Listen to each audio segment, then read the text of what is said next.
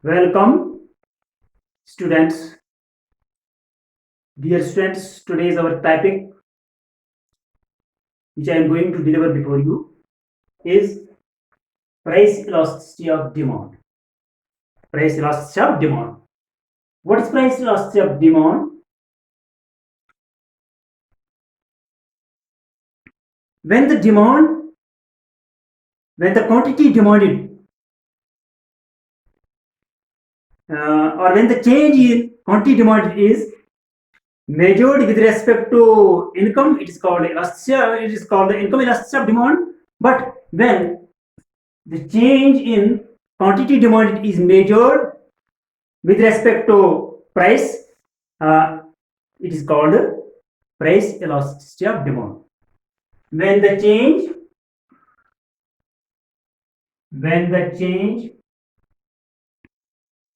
in quantity demanded when the change in quantity demanded is measured with respect to change in price, it is called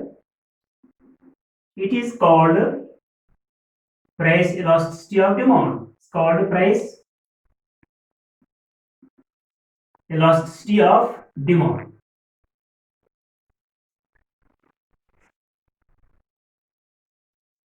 यानी जब ये quantity demand जो है वो price के साथ रिलेट करती हो तो उस वक्त हम प्राइस इलास्टिसिटी ऑफ डिमांड कहते हैं। जब ये इनकम के साथ रिलेट करती होगी तो उस वक्त इनकम इलास्टिसिटी ऑफ डिमांड कहते हैं। और जब एक कमोडिटी दूसरी कमोडिटी के साथ रिलेट करती हो तो उस वक्त हम इसको क्रॉस इलास्टिसिटी ऑफ डिमांड कहते हैं। अब क्योंकि हमें यहाँ प्राइस इलास्टिसिटी ऑफ डिमांड है, अब प्राइस इलास्टिसिटी ऑफ डिमांड जो है इसके जो मेथड्स हैं measuring price elasticity of demand, there are 3 methods. Number 1 percentage method,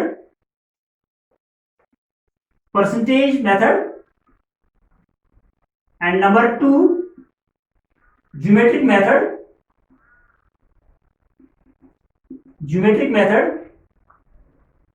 and number 3 total expenditure method. Total expenditure method.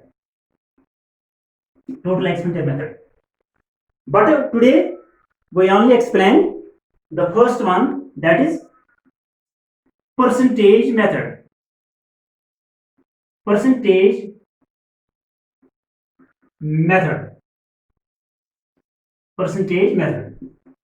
What is percentage method?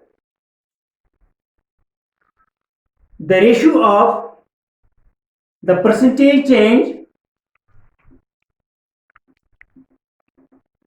the ratio of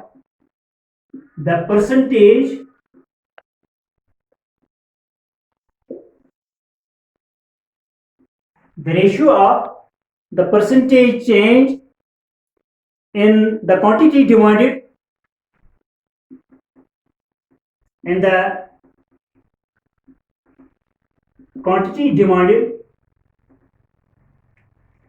the ratio of the percentage change in the quantity demanded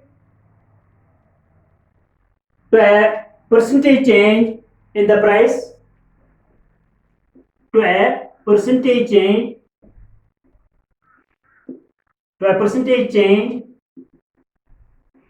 in the price is called percentage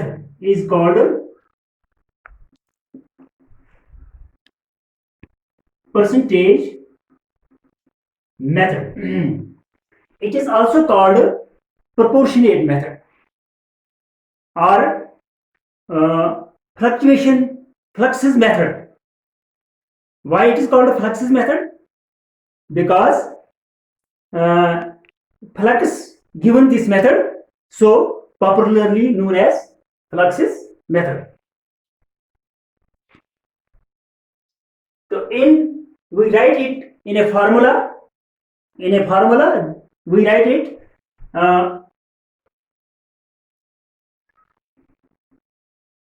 elasticity of demand is equal to negative sign the percentage change in quantity demanded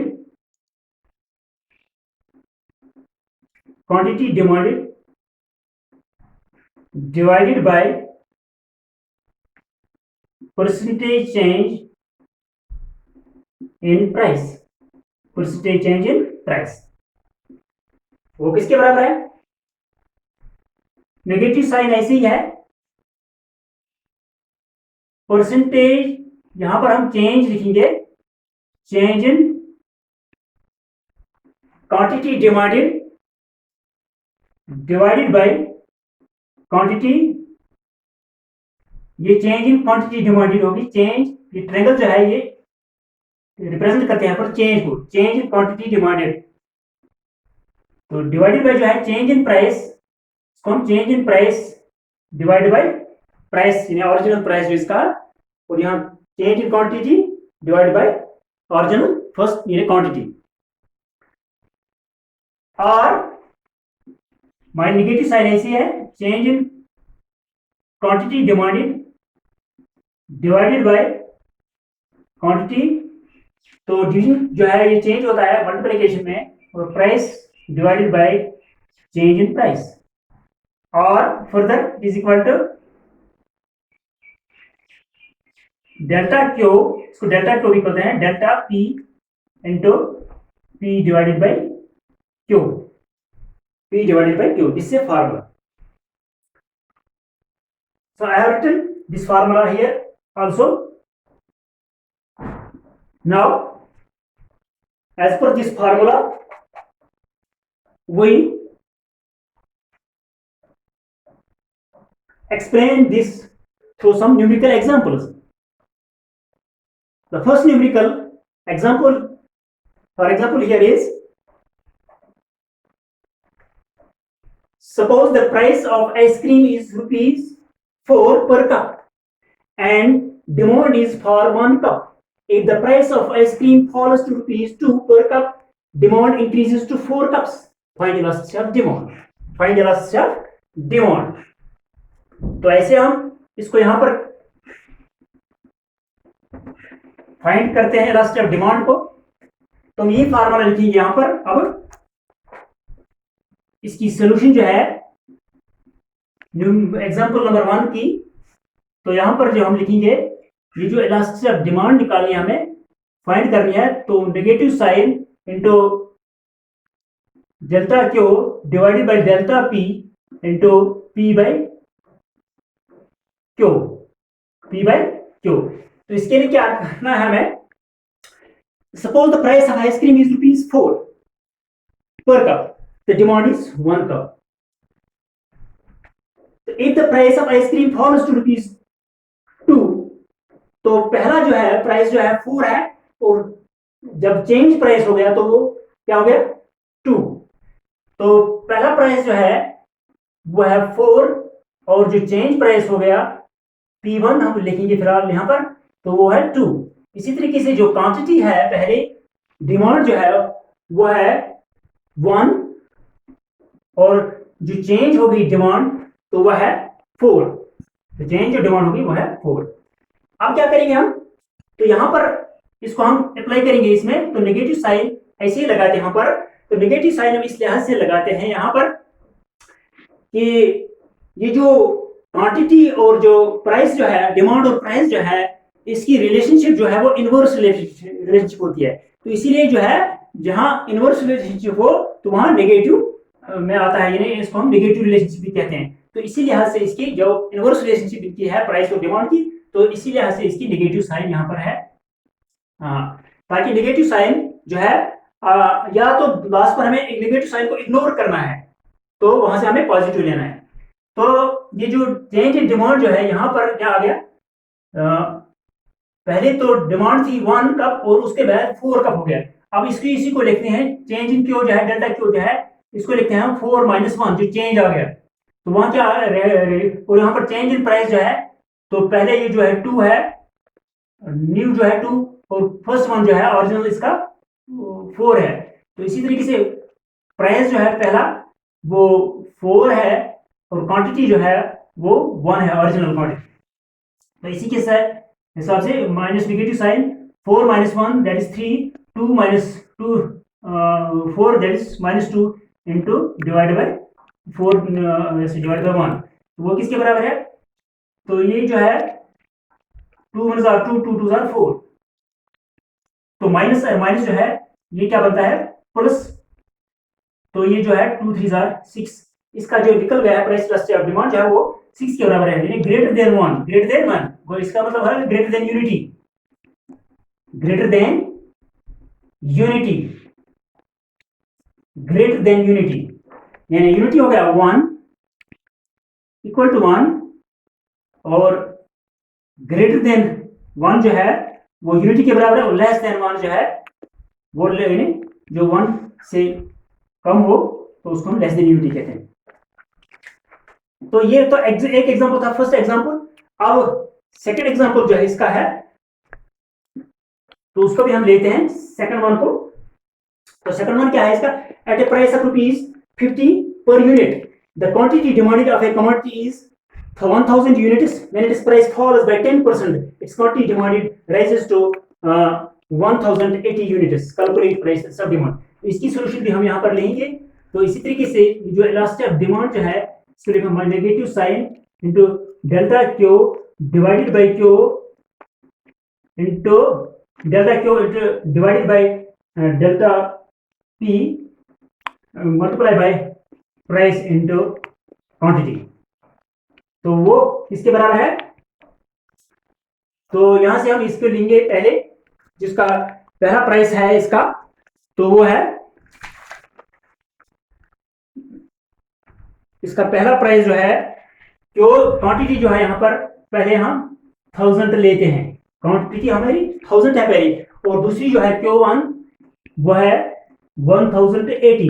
तो इसी तरीके से जो पहला price है हमारा वो है 50, वह ₹50, और जो दूसरा प्राइस इसका है, दूसरा प्राइस जो हमको P1 कहेंगे, तो लेकिन वो है 10% ऑफ 50, 10% ऑफ 50, वो तो ₹5 है। 10% ऑफ 50 जो है वो ₹5 है। ये ऐसे होता है 10 डिवाइडेड बाई 100 इंटू 50, तो वो ही 5 के बराबर निकलता है। तो ये जो है यहाँ पर, तो हम ये लेंगे इसी तरीके से नेगेटिव साइन जो है, चेंज इन क्यू जो है, डेल्टा क्यू जो है पहले 1080 है, 1080 minus 1000 divided by change in price जो है वो है 5 माइनस 50 इंटू प्राइस जो है वो हो गया 50 के बराबर, ओरिजिनल, और क्वांटिटी जो है वो है 1000 के बराबर। तो यहां से जो है माइनस नेगेटिव साइन ऐसे लिखेंगे, तो ये 1000 जो 80 है इसमें से 1000 निकालेंगे तो वहां से इसी निकलता है, तो यहां से -45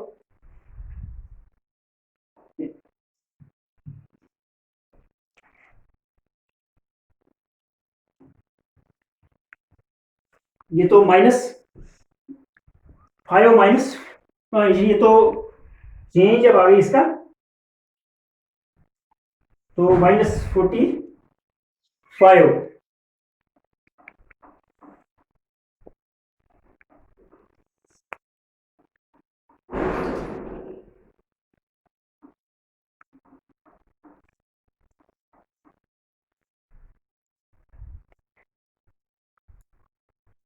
80 डिवाइडेड बाय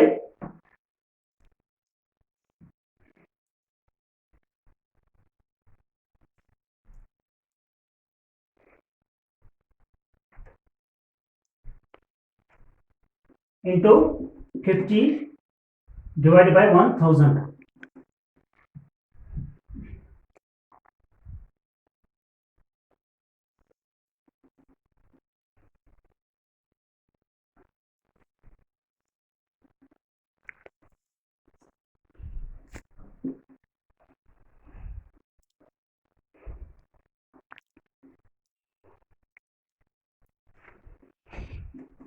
तो ये 0 और 0, यहाँ पर 0, 5 × 10 2 4s are 8,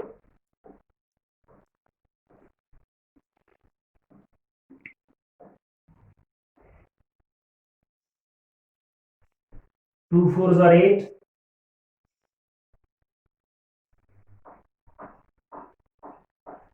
तो यहाँ पर 0.8 के बराबर निकलता है, which is less than 1, less than unity के बराबर निकलता है, लेस देन यूनिटी।